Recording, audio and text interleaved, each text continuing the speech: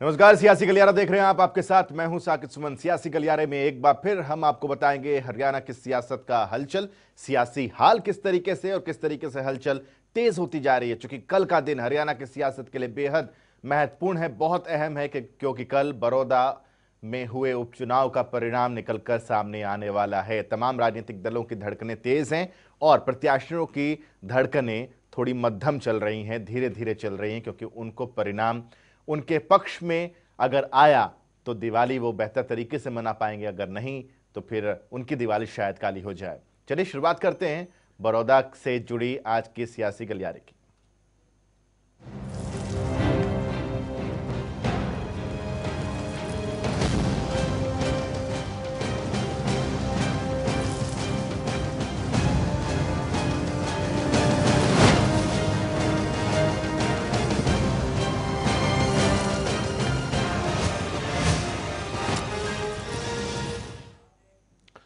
बड़ौदा उपचुनाव का महासंग्राम मंगलवार सुबह 8 बजे शुरू हो जाएगा और 14 कैंडिडेट्स की किस्मत का फैसला बड़ौदा की जनता तय कर देगी। बड़ौदा उपचुनाव के लिए मतगणना सेंटर मोहाना गांव के बिट्स कॉलेज में बनाया गया है, जहां इस वक्त काफी संख्या में सुरक्षाकर्मी तैनात हैं।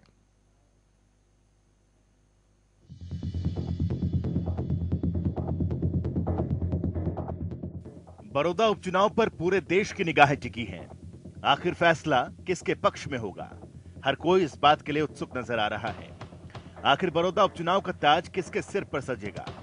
बड़ौदा के रण में 14 उम्मीदवार मैदान में उतरे हुए थे और 3 नवंबर को बड़ौदा की जनता ने 14 कैंडिडेट्स के पक्ष में वोट डाला था और उसका फैसला मंगलवार को बड़ौदा की जनता करेगी।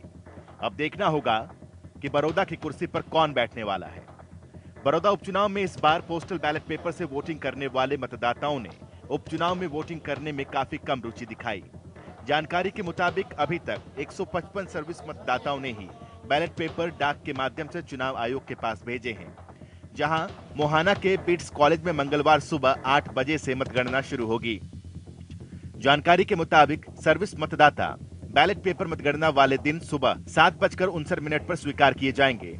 वहीं 435 मतदाताओं ने पोस्टल बैलेट पेपर पर मतदान किया था, जिसे पहले ही ट्रेजरी में जमा कराया जा चुका है। वहीं बड़ौदा विधानसभा क्षेत्र में 1865 सर्विस मतदाता हैं और टोटल सर्विस मतदाताओं में इसे अभी तक 155 बैलेट पेपर ही पहुंच पाए हैं। अब देखना होगा कि मंगलवार सुबह 8 बजे तक इस संख्या में और कितना इजाफा हो पाता है। चुनाव आयोग ने बैलेट पेपर पर मतदान पूरी पारदर्शिता के साथ घर घर जाकर पूरा करवाया है। रिटर्निंग ऑफिसर आशीष वशिष्ठ ने बताया कि मतगणना सुबह 8 बजे से शुरू होगी। मतगणना को लेकर 3 लेयर सुरक्षा के इंतजाम किए गए हैं। पुख्ता तैयारियां हैं हमारी और मतगणना के लिए हमने 14 टेबल्स लगाई हैं, जिसमें 20 राउंड के अंदर हम मतगणना पूरी करेंगे। इसके अलावा जो मतगणना की पोस्टल बैलेट की हैं वो टेबल्स अलग से रहेंगी। जो पोस्टल बैलेट का जो नंबर है उसके अंदर जो पहले आई हैं, जिसमें पर्सन विद डिसेबिलिटीज़, कोविड और 80+ जो बुजुर्ग हैं उनकी 438 हमारे पास पोस्टल बैलेट्स आई थी। इसके अलावा जो सर्विस वोटर्स की जो पोस्टल बैलेट है वो कल तक हमारे पास 155 आई है। वोटों की गिनती के लिए चुनाव आयोग ने तैयारी पूरी कर ली है। जरा एक नजर यहां भी डालिए कि मतगणना के दिन किस तरह के इंतजाम हैं। सुबह 8 बजे से शुरू होगी मतगणना। 14 प्रत्याशियों की किस्मत का होगा फैसला। मोहाना में बनाया गया है मतगणना केंद्र और स्ट्रांग रूम। 3 लेयर सुरक्षा व्यवस्था के बीच रखी गई है ईवीएम। 14 टेबल पर 20 राउंड में होगी मतगणना। पहले राउंड में खुलेगी 1 से 14 मतदान केंद्रों की ईवीएम। एक टेबल पर 5 एआरओ की होगी ड्यूटी। कॉलेज एरिया और मतगणना क्षेत्र तक सीआरपीएफ कर्मचारी रहेंगे तैनात। 8 ड्यूटी मजिस्ट्रेट भी रखेंगे हर हरकत पर नजर। कॉलेज परिसर के चारों तरफ 500 मीटर का दायरा रहेगा सील। मतगणना सेंटर को 2 बार किया जा चुका है सैनिटाइज। सोशल डिस्टेंसिंग, मास्क और सैनिटाइजर का रहेगा इंतजाम। बड़ौदा के रण को किसने जीता और किसके सिर ताज सजेगा, इसका फैसला जरूर मंगलवार को होगा। लेकिन उससे पहले मतगणना के लिए हर तरह से प्रशासन और चुनाव आयोग तैयार है। अब इंतजार है तो बस नतीजों का। जनता टीवी के लिए बड़ौदा से राम सिंह मार की रिपोर्ट।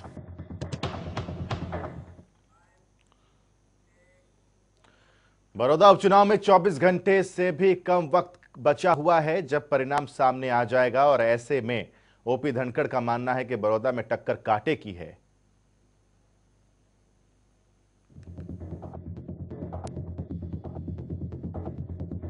बड़ौदा उपचुनाव के नतीजे आने में 24 घंटे से भी कम का वक्त बचा है और ऐसे में बीजेपी प्रदेश अध्यक्ष ओपी धनखड़ ने प्रेस कॉन्फ्रेंस करते हुए माना कि बड़ौदा उपचुनाव में कांटे की टक्कर है। धनखड़ कहते हैं कि बड़ौदा में जीत हार का मार्जिन कम रहेगा। कितने तो मानते हैं सर कांटे की टक्कर रहने वाली है? निश्चित रूप से चुनाव इसी प्रकार का था। कितने तो मानते हैं सर कांटे की टक्कर रहने वाली है? निश्चित रूप से चुनाव इसी प्रकार का था। धनखड़ ने कुश्ती खेल का उदाहरण देते हुए दावा किया है कि पहलवान जीत नहीं होगा बल्कि पॉइंट्स पर जीत होगी। एक कुश्ती होती है जिसमें चित किया जाता है और एक कुश्ती होती है जिसमें पॉइंटों से फैसले होते हैं। तो कुश्ती हमने बहुत बढ़िया लड़ी है और मुझे लगता है पॉइंट भी हमारे पक्ष में होंगे। तो वही 75% आरक्षण पर जेजेपी के क्रेडिट लेने के सवाल पर धनखड़ ने कहा कि साझे की सरकार है और क्रेडिट भी साझा होता है, किसी एक का नहीं होता। साझे का काम होता है तो क्रेडिट भी साझे के होते हैं और डिस्क्रेडिट भी साझे के होते हैं। पुरुषार्थ साझा होता है तो उसका जो श्रेय है वो भी साझा होता है। राइट टू रिकॉल पर विपक्ष के विरोध को लेकर धनखड़ ने कहा कि जब पंचों और सरपंचों की शैक्षणिक योग्यता लागू की गई तब भी ऐसा विरोध हुआ था। वैसे भी एमएलए और एमपी को रिकॉल करने का कानून बनाने का अधिकार संसद को है। ये विषय तब भी उठाया गया था जब शिक्षित पंचायतें बनाई थी कि पहले इस विषय को विधायकों पे लाओ, लेकिन तब भी ये बात बताई गई थी कि विधायकों के बारे में और सांसदों के बारे में निर्णय करने का अधिकार संसद को है, विधानसभा को नहीं। बड़ौदा उपचुनाव के लिए धनखड़ ने ये मान लिया है कि टक्कर कांटे की होगी। इससे पहले तक सभी नेता अपने अपने प्रत्याशी की एक तरफा जीत का दावा कर रहे थे, लेकिन असल में नतीजा क्या होगा इसका इंतजार भी मंगलवार को खत्म हो जाएगा। जनता टीवी के लिए चंडीगढ़ से पवन सिवर की रिपोर्ट। सियासी गलियारे के जरिए बड़ौदा के रण में चलते हैं हमारे सहयोगी राम सिंह मार, वहां पर तैनात हैं। पल पल का अपडेट लगातार वो जनता टीवी पर दे रहे हैं। राम, बड़ौदा का हाल जरा बताइए, क्योंकि ये आखिरी रात है, कल परिणाम निकल कर आएगा सामने। प्रत्याशियों की धड़कनें कितनी तेज? देखिए साकेत, जिस प्रकार से 14 प्रत्याशी मैदान में थे और 14 प्रत्याशियों की किस्मत का फैसला है कल जनता करने वाली है, क्योंकि यहाँ पर जो मतदान हुआ था, मतदान के बाद उसकी मतगणना कल सुबह 8 बजे से 14 टेबल पर 20 राउंड में की जाएगी और पहले 14 राउंड की टेबल कहीं ना कहीं ईवीएम जो मशीनें है वो खोलने की प्रक्रिया जो है वो शुरू होगी। लेकिन जिस प्रकार से आज की जो आखिरी रात है और आखिरी रात से निश्चित तौर पर तमाम बड़े नेताओं और स्थानीय कार्यकर्ताओं और जो कैंडिडेट हैं निश्चित तौर पर उनकी धड़कनें कहीं ना कहीं तेज जरूर हो रखी होगी और ये भी हो सकता है कि रात भर नींद भी ना आए, क्योंकि सुबह का जो दौर जब शुरू होगा निश्चित तौर पर उसका जो फैसला है वो जनता करने वाली है, क्योंकि जनता ने जिसके पक्ष में वोट डाला है वही विजय होगा। बड़ौदा का रण पूरी तरह से पहले तैयार हुआ, उसके बाद यहाँ अलग अलग प्रक्रिया के तहत ताबड़तोड़ दौरे किए गए, फिर उसके बाद कहीं ना कहीं लोगों ने अपने प्रत्याशी मन चाहे प्रत्याशी के अनुसार जो है वोटिंग किया और अब वो दौर आ गया अंतिम क्षण जिसका हर कोई इंतजार कर रहा है कि वो पल कब आए और कब ये पता लगे कि बड़ौदा का ताज किसके सिर पर सजने वाला है। हालांकि ये जो रात है ये वाकई में बहुत ज्यादा प्रभावित करने वाली होगी और बहुत सारे लोगों की जो है धड़कनें कहीं ना कहीं रोकने का काम भी कर सकती है, क्योंकि लगातार पूरे देश की इस सीट पर नजर बनी हुई है, क्योंकि बड़ौदा उपचुनाव है और बड़ौदा उपचुनाव पर निगाहें सबकी पैनी है। राम, बने रहिए आप हमारे साथ। चंडीगढ़ का रुख कर लेते हैं। हमारे वरिष्ठ सहयोगी पवन सिवर हमारे साथ जुड़े हुए हैं फोन लाइन पे। पवन, सवाल आपसे ये कि इस बड़ौदे का जो परिणाम निकल कर सामने आएगा उस परिणाम का चंडीगढ़ की राजनीति पर कितना असर पड़ता हुआ आप देख रहे हैं? बिल्कुल साकेत, देखिए निश्चित तौर पर ये बड़ौदा उपचुनाव के जो चुनावी नतीजे कल सामने आएंगे उसके बाद आप जो है वो 1 साल की गठबंधन सरकार जो है उसके लिए एक तरह से उनकी एक पहला एग्जाम है 1 साल की गठबंधन सरकार का। और अगर सरकार के पक्ष में नतीजे जाते हैं तो सरकार के 1 साल के कार्यकाल से लोग संतुष्ट है, ऐसा जो है वो सरकार दावा करेगी। और अगर सरकार के खिलाफ नतीजे जाते हैं तो फिर विपक्ष जिस तरीके से लगातार हमले सरकार पर कर रहा था कहीं ना कहीं विपक्ष को मजबूती मिलेगी। चुनाव से पहले जो तमाम बयानबाजी साकेत हुई, मध्यावधि चुनाव हो जाएंगे, इस तरीके की बातें सामने आई, नेताओं ने ये कहा कि सरकार गिर जाएगी। इस एक सीट के नतीजे के बाद किसी तरह से कोई सरकार के ऊपर फर्क नहीं पड़ने वाला है, लेकिन इतना जरूर है कि विपक्ष जो है वो मजबूत खड़ा दिखेगा हरियाणा में, और गठबंधन की सरकार की मुश्किलें जो है वो लगातार इस चुनावी नतीजे के बाद बढ़ेगी। लेकिन पहले नतीजा जो है वो क्या रहेगा उसके ऊपर सब चीजें ये टिकी हुई है। लेकिन आज हरियाणा के जो चंडीगढ़ में जो बीजेपी के बड़े नेता थे, चाहे उन्हें बीजेपी के प्रदेश अध्यक्ष ओम प्रकाश धनखड़ की बात करें या फिर पूर्व प्रदेश अध्यक्ष मौजूदा जो चेयरमैन बने हैं हरियाणा सार्वजनिक उपक्रम ब्यूरो के सुभाष बराड़ा, उनकी बात करें, उतना भरोसा, उतना कॉन्फिडेंस नतीजे को लेकर उनके चेहरे पर नहीं था। बात मुकाबले की और टक्कर की हो रही थी, लेकिन उस तरीके का कॉन्फिडेंस नहीं था जिस तरीके का कॉन्फिडेंस एक जीतने वाले पार्टी के दल के नेता में होना चाहिए। तो क्या इसका मतलब निकाला जाए कि एहसास भारतीय जनता पार्टी के आला नेताओं को हो गया है पवन, कि यहाँ पर योगेश्वर कमल पहली बार खिला पाएंगे, संशय के बादल हैं? बिल्कुल, देखिए साकेत, आप जिस समय हम बात कर रहे हैं इसके ठीक जो है वो 12 घंटे बाद, 13 घंटे बाद जो धुंधली तस्वीर है वो साफ होने लगेगी। और जो योगेश्वर दत्त से उम्मीद करके गठबंधन ने अपना उम्मीदवार बनाकर उनको मैदान में उतारा था, पहलवानी के जो है वो दावे पेच उनको बहुत जो है वो उसके माहिर हैं, लेकिन राजनीतिक दाव पेच में जो है वो नतीजा हालांकि अभी जो है वो ईवीएम में कैद है और कल बाहर आएगा, उसके बाद ही कुछ कहना जो है वो उचित रहेगा। अभी फिलहाल कुछ कहना जल्दबाजी होगी, लेकिन सरकार के पक्ष में उस तरह से नतीजा जाता हुआ नहीं दिख रहा जिस तरीके से सरकार दावा कर रही है। विपक्ष का पलड़ा भारी नजर आ रहा है, विपक्ष उस पलड़े भारी को देखते हुए जो है वो गदगद भी है, लेकिन जब ईवीएम खुलेगी तो किसके पक्ष में नतीजे जाएंगे ये देखने वाली बात रहेगी। हालांकि जो है वो अब ज्यादा समय नहीं बचा है, 12 घंटे के बाद जो है वो तस्वीर साफ होने का वक्त आ जाएगा और उसके बाद जो है वो कल हम उम्मीद कर सकते हैं कि 11 बजे तक जो है वो पूरी बड़ौदा की जो तस्वीर है वो साफ हो जाएगी कि बड़ौदा की जनता ने अपना 69% जो मतदान किया है वो किसके पक्ष में कितना जाएगा। बिल्कुल पवन, आप हमारे साथ बने रहे।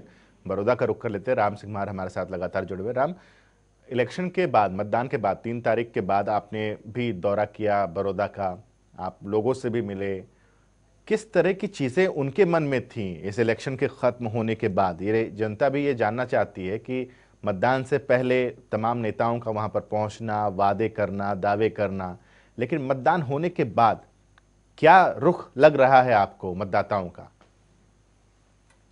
देखिए साकेत, जिस प्रकार से हमारे सहयोगी, वरिष्ठ सहयोगी शेवी ने बात की, बिल्कुल निश्चित तौर पर ये जो जिस प्रकार से बीजेपी पार्टी की तरफ से काफी ऐसा महसूस कराया जा रहा है, क्योंकि जिस प्रकार से एक जो वाइब्रेशन आनी चाहिए उतनी वाइब्रेशन कहीं ना कहीं बीजेपी पार्टी के द्वारा नहीं है।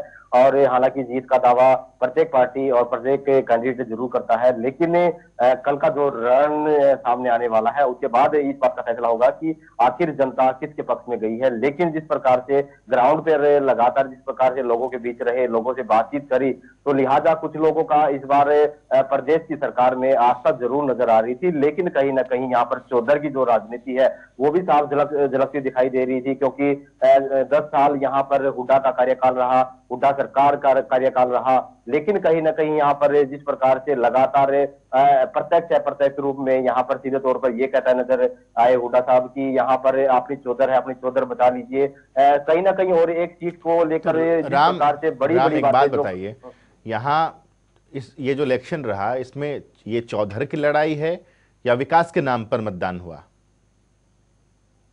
देखिए साकेत, हालांकि बीजेपी पार्टी द्वारा लगातार ये जरूर परोसा गया कि इस बार जो है जनता विकास की ओर अग्रसर होगी, लेकिन जो शुरुआती तौर पर कुछ विकास कार्यों की शुरुआत की गई, लेकिन कहीं ना कहीं उसका जनता में एक इफेक्ट जो है वो थोड़ा बहुत देखने को जरूर मिला। जनता का रुझान, जो लोगों के बीच में कसमकस एक जो बात जो निकल के आ रही थी, वो कहीं ना कहीं लोग ये जरूर कहते नजर आ रहे थे कि हाँ हो सकता है कि वे विकास के नाम पर इस बार वोट दें, क्योंकि 4 साल का कार्यकाल बीजेपी का कहीं ना कहीं देखने को मिल रहा है और 4 साल जो बचा हुआ है कहीं ना कहीं आस्था जरूर जताते लोग दिखाई दे रहे थे, लेकिन कहीं ना कहीं अंतिम क्षणों में जो चुनाव है, चुनाव बिल्कुल जातिगत समीकरणों पर बदलकर खड़ा हो गया और हालात ये रहे जिस प्रकार लोग जो है विकास की राजनीति की बात कर रहे थे, कहीं ना कहीं उनके लिए भी मुश्किल भरा सफर कह सकते हैं कि वो रहा। हालांकि लगातार बड़े बड़े जो घोषणाएं जो है बीजेपी पार्टी द्वारा की गई थी वो कहीं ना कहीं आचार संहिता के चलते कहीं ना कहीं बीच में ही दफन हो गई और बाद में जिस प्रकार से विकास को लेकर बात कही जा रही थी कि अगर यहाँ पर बड़ौदा में अगर कमल का फूल खिलता है तो लिहाजा ये उम्मीद और ये कयास लगाना गलत ना होगा कि बड़ौदा में विकास की झड़ी लगेगी। ठीक है, और अब देखना ये होगा कि मैं लौटता हूं आपके पास। पवन हमारे वरिष्ठ सहयोगी लगातार हमारे साथ बने हुए। पवन, एक चीज और जो बात राम से इस वक्त हो रही थी कि विकास के नाम पर जंग बेशक शुरू हुई हो, लेकिन वो जात पात की तरफ बटा भी, और अगर कांग्रेस जीतती है तो उसमें एक चौधर का जो एक एंगल डाला गया वो भी एक बहुत बड़ा फैक्टर रहेगा। पवन, बिल्कुल साकेत, बड़ौदा के इस उपचुनाव के रण में पूरी तरीके से ये चुनाव जो है वो बीजेपी जेजेपी गठबंधन के उम्मीदवार वर्सेस भूपेंद्र सिंह हुड्डा, दीपेंद्र सिंह हुड्डा रहा। और कांग्रेस के उम्मीदवार जो है वो इंदुराज नरवाल, ये चुनाव एक इस तरह से नजर ही नहीं आया था कि कांग्रेस की टिकट पर इंदुराज नरवाल उम्मीदवार बनकर उतरे हैं, बल्कि सीधा सीधा यही स्पष्ट तौर पर पूरे बड़ौदा के उपचुनाव के प्रचार के दौरान नजर आया कि इंदुराज नरवाल जो है वो भूपेंद्र सिंह और दीपेंद्र सिंह हुड्डा के उम्मीदवार हैं, उनके उम्मीदवार के तौर पर जो है वो मैदान में है। और यही वजह रही है, मैंने जो है वो मेरा जो एक आकलन है वो यही नजर आया पूरे बड़ौदा के उपचुनाव के दौरान कि ये चुनाव सीधा सीधा भूपेंद्र सिंह हुड्डा वर्सेस जो है वो सरकार था। और भूपेंद्र सिंह हुड्डा की 10 साल के कार्यकाल की सरकार और बड़ौदा उपचुनाव के मद्देनजर बड़ौदा की जो लोगों का जातीय समीकरण, ये तमाम जो ग्रामीण इलाका होना, कृषि आधारित इलाका होना, ये जो है वो फैक्टर तमाम है जो कांग्रेस के या यूं कहें भूपेंद्र सिंह और दीपेंद्र सिंह हुड्डा के उम्मीदवार इंदुराज नरवाल के पक्ष में जाते हुए नजर आ रहे हैं। नतीजे जब सामने आएंगे तो देखना होगा कि कितना किसको प्रतिशत वोट जो है वो बड़ौदा की जनता ने दिया है। लेकिन मुकाबला जो है वो इस तरह से ये साकेत बना हुआ है, किसी भी राजनीतिक दल के खेमे में ऐसी खुशी नहीं है कि किसी ने लड्डू का ऑर्डर कर दिया हो या फिर जीत की उम्मीद के साथ जश्न की तैयारी कर ली हो। मुकाबला जो है वो इस तरीके से आखिर में आकर फंसा कि मुकाबला जो है वो कांटे की टक्कर नजर आने लगी। कल की अगर मैं बात करूं तो अभी मैं हरियाणा में जो भाजपा का जो चंडीगढ़ का कार्यालय है वहां पर मौजूद हूं। यहाँ पर अभी तक कोई कल के नतीजों को लेकर तैयारी या इस तरह का माहौल नहीं है, ना ही ऐसा हरियाणा कांग्रेस कार्यालय में माहौल है। मैं वहां से NSUI हरियाणा की प्रेस कॉन्फ्रेंस कवर करने गया था तो ना वहां ऐसी कोई स्थिति है, क्योंकि नतीजे पर नजर जो है वो गड़ी हुई है और कोई भी पहले ही किसी तरीके का जश्न या माहौल जो है वो नहीं बनाना चाहता, क्योंकि नतीजा जो है वो कांटे की टक्कर में वहां जरूर दिख रहा है। और ये चुनाव पूरा जो है वो भूपेंद्र सिंह हुड्डा, दीपेंद्र सिंह हुड्डा के सामने सरकार का, गठबंधन की सरकार का चुनाव बनकर जो है वो रह गया था। और यही वजह रही कि वहां पर जो जातीय समीकरण थे या फिर ग्रामीण और कृषि आधारित क्षेत्र होने के नाते वहां पर जो है वो कांग्रेस को इसका फायदा मिल सकता है। पवन, एक चीज और बताइए मुझे कि बीजेपी की और या बीजेपी से नाराजगी का फायदा कांग्रेस को मिलेगा या कांग्रेस वाकई टफ फाइट में है और वाकई कांग्रेस एक विकल्प के तौर पर है और वाकई कांग्रेस एक डिफेंडिंग चैंपियन के तौर पर है? देखिए साकिब, बीजेपी को सबसे बड़ा जो नुकसान मुझे जो लगता है वो यही है कि भारतीय जनता पार्टी को 2019 के आम चुनाव में वहां पर 36,000 वोट योगेश्वर दत्त को मिले थे और तीसरे नंबर पर वहां जो जेजेपी के उम्मीदवार उस वक्त रहे थे उनको भी 33,000 के करीब वोट जो है वो मिले थे। लेकिन अब जेजेपी का जो वोट बीजेपी को गठबंधन के नाते ट्रांसफर हो जाना चाहिए था, वो ट्रांसफर वोट जो है वो जेजेपी का बीजेपी के उम्मीदवार को नहीं हुआ है। ये जो है वो स्पष्ट तब हो जाएगा जब कल चुनावी नतीजे सामने आएंगे। वहां पर बीजेपी के उम्मीदवार योगेश्वर दत्त का वोट बढ़ा हुआ जरूर नजर आएगा, लेकिन जिस तरीके से गठबंधन के नाते जितना वोट बढ़ना चाहिए था उतना वोट वहां पर बीजेपी को जेजेपी का नहीं मिलेगा। और यही वजह रहेगी कि कांग्रेस की बढ़त कह लें या फिर यूं कह लें कि कांग्रेस जो है वो एक तरह से भारी जो है वो मजबूत वहां पर नजर आई और जेजेपी का वोट ट्रांसफर बीजेपी को उस तरह से नहीं होना बीजेपी के लिए जो है वो सीधा सीधा एक नुकसान के रूप में जो है वो चुनावी नतीजों में दिख सकता है। और वहां जो बड़ौदा के उपचुनाव का नतीजा होगा, साकिब, इसमें मैं एक बात और ये स्पष्ट करूं कि ये बड़ौदा के उपचुनाव का नतीजा होगा, ये भूपेंद्र हुड्डा को राजनीतिक तौर पर मजबूत जरूर करेगा, क्योंकि कांग्रेस के कई नेता जो है वो वहां पर प्रचार में पहुंचे लेकिन बेमन पहुंचे। कांग्रेस की गुटबाजी या जो कांग्रेस के अंदर नेतृत्व की होड़ है वो इसके आड़े आई, पूरे बड़ौदा उपचुनाव के चुनाव प्रचार के दौरान देखने को मिला। लेकिन कांग्रेस के उन नेताओं आके जो है वो बेमन चुनाव प्रचार में उतरने के बावजूद अगर वहां पर कांग्रेस का उम्मीदवार जीतता है तो आप समझ सकते हैं कि भूपेंद्र सिंह हुड्डा के लिए ये चुनाव जो है वो उनको पार्टी में और ज्यादा मजबूती और ज्यादा उनको सख्त जो नेतृत्व के तौर पर हरियाणा में उनको पार्टी हाईकमान को सोचने देने पर विचार करना पड़ेगा। बिल्कुल बिल्कुल पवन। राम के पास वापस लौटे। राम, क्या इस इलेक्शन में बीजेपी की तरफ से योगेश्वर का उतरना, योगेश्वर खुद फाइट में थे राम कहीं भी, या फाइट में हैं कहीं भी, या आपको लगता है कि चुनाव सिर्फ और सिर्फ बीजेपी लड़ रही है, योगेश्वर महज एक नाम है? देखिए साकिब, जिस प्रकार से पिछला चुनाव जब योगेश्वर दत्त ने यहाँ से लड़ा था तो निश्चित तौर पर एक नया चेहरा था, और नया चेहरा जब उतारा जाता है तो उसके लिए काफी मशक्कत और काफी चैलेंज होते हैं। और यही जो फेज था उस टाइम, हालांकि अंतर्राष्ट्रीय पहलवान के तौर पर उनका नाम जरूर लिया जा रहा था, लोग देख रहे थे कि चुनावी मैदान पर योगेश्वर दत्त को उतारा गया है, लेकिन जो स्थानीय लोग हैं, स्थानीय जनता है, उनके लिए योगेश्वर दत्त बिल्कुल नया चेहरा था। और उनके लिए कोई ऐसी चुनावी जो राजनीति की अगर बात करें तो वो कहीं ना कहीं नया रूप देखने को मिल रहा था। हालांकि इस चुनाव की अगर हम बात करें, और पिछले चुनाव में 4000 वोटों से वो हारे, लेकिन इस चुनाव में जब ये श्री कृष्ण हुड्डा के जाने के बाद अचानक ये चुनाव जो हुआ तो निश्चित तौर पर कहीं ना कहीं इससे पहले योगेश्वर दत्त ने लगातार जनता के बीच जाना शुरू कर दिया था, और कहीं ना कहीं जो एक पहचान वो कहीं ना कहीं जनता के बीच जाकर बना चुके थे। उनके स्थानीय जो कार्य, उनकी समस्याएं हैं, वो कहीं ना कहीं सुनने का वो काम उन्होंने किया। हालांकि उसका एक चेहरा कहीं ना कहीं इतना नया नहीं रहा था, अब लोगों के बीच वो पहुंच रहे थे, तो कहीं ना कहीं ये जो चुनाव था वो यहाँ पर निश्चित तौर पर बीजेपी उपचुनाव जो लड़े जा रहे था, कहीं ना कहीं बीजेपी और कांग्रेस का एक चुनाव जो है महासंग्राम जरूर देखने को मिला। लेकिन योगेश्वर दत्त इतना भी ये नहीं था कि ये जो चुनाव है बीजेपी का कहे कि बीजेपी इस चुनाव को लड़ रही है, लेकिन कहीं ना कहीं योगेश्वर दत्त के लिए भी ये चैलेंज रहा, क्योंकि पिछले चुनाव में 4000 वोटों से हारे और इस बार उन्होंने कई गुना मेहनत जरूर करी है। लेकिन अगर बात करें कांग्रेस की तो निश्चित तौर पर कांग्रेस के लिए इंदुराज नरवाल एक बिल्कुल साफ और नया चेहरा था, क्योंकि जो एक बिखराव की स्थिति में उनको टिकट दिया गया था उसका फायदा इंदुराज को मिला। और कहीं ना कहीं ये जो चुनाव है सिर्फ भूपेंद्र हुड्डा ही नजर आए पूरे चुनावी जंग में, क्योंकि शैलजा को भी कभी कभी यहाँ देखा गया। ठीक है, पहले अन्य जो नेता है, अन्य जो स्टार प्रचारक है वो यहाँ इतने ज्यादा नजर नहीं आए, लेकिन कहीं ना कहीं। जी, मैं लौटता हूँ।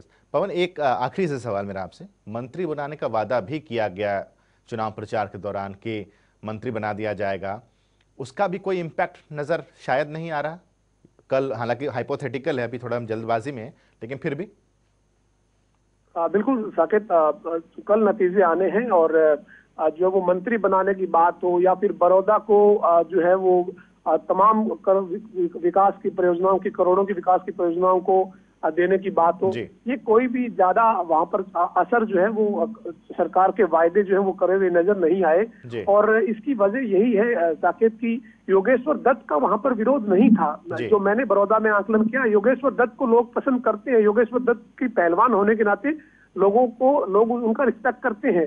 लेकिन भारतीय जनता पार्टी की और जेजेपी की जो गठबंधन की सरकार की कार्यशैली कहें या यूं कहें कि अब तक जो बड़ौदा को नहीं मिला था, वो एक बड़ी वजह रही कि योगेश्वर दत्त को भी वहां पर लोगों की नाराजगी का सामना रिजल्ट के तौर पर करना पड़ सकता है। पवन, इस तमाम अपडेट्स के लिए और ये तमाम विश्लेषण के लिए आप दोनों का बहुत बहुत शुक्रिया। और कल जनता टीवी पर सबसे तेज, सबसे पहले नतीजे हम लेकर के आएंगे आपके सामने। बड़ौदा में आखिर फतह कौन करता है, बड़ौदा का पहलवान आखिर कौन साबित होता है, इन तमाम चीज़ें और हर एक अपडेट्स के लिए आप जनता टीवी पर लगातार बने रहिएगा। अभी की पेशकश के लिए बस इतना ही। एक छोटे से ब्रेक के लिए रुक रहे हैं, ब्रेक के बाद पॉलिटिकल पंचायत मेरे साथ।